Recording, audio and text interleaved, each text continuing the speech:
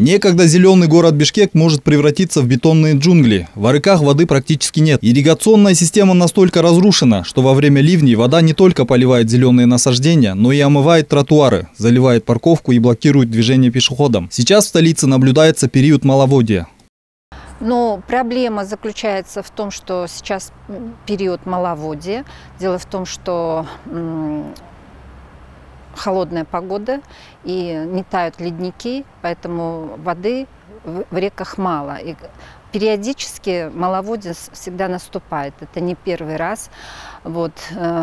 Кроме этого, у нас есть реки, которые протекают по нашей территории. Это не только наша собственность вода. Мы должны выполнять международные обязательства, поэтому мы должны поставлять... В Казахстан же уходят воды.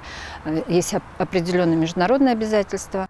Вопросу ирригационной системы не уделялось должного внимания еще со времен обретения независимости, что и привело к ее разрушению. Новые арыки, которые устанавливаются в связи с ремонтом дорог, зачастую не соответствуют определенным нормам. Они даже не связаны с головным каналом. Если говорить простыми словами, поливная вода с гор протекает по столичным арыкам, которые либо закопаны, либо засорены. Переполнившись, вода проносит весь мусор. Особенно плачевная ситуация наблюдается в Парке Победы.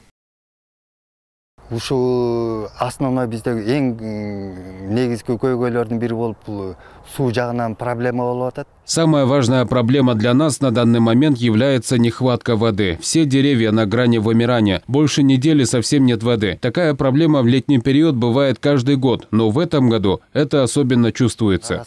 Как раз Здоровые деревья – основной источник экологической безопасности города. Они помогают уменьшить накопление в воздухе углекислого газа, защититься от жары и улучшить физическое и психическое здоровье людей. Однако в Бишкеке ситуация с озеленением с каждым годом только ухудшается, и жить в столице становится все сложнее. Из года в год сотни деревьев заменяют на небольшие саженцы, которые не улучшают экологическую ситуацию в городе. Помимо этого, нехватка воды приводит к гибели или различным заболеваниям растений, отмечают специалисты. При нехватке воды это уже не инфекционное заболевание, это такое физиологическое. При этом происходит усыхание деревьев. Но есть некоторые заболевания, такие как фузариозное и вертициллезное увядание, которые вызываются грибами фузарием и вертициллиум. И они распространяются через почву, через корни. При этом происходит закупорка сосудов внутри растения, либо эти грибы выделяют токсины, которые тоже отравляют растения, и это приводит к его усыханию.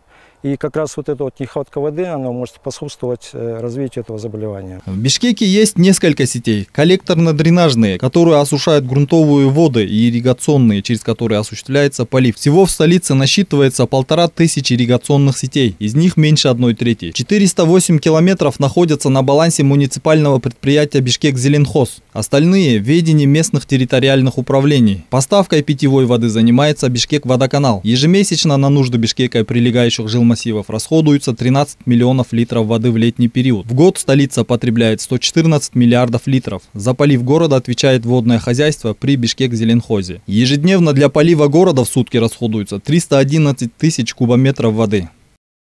Азамат Кенжешев, Телек Джуматаев, Нью ТВ.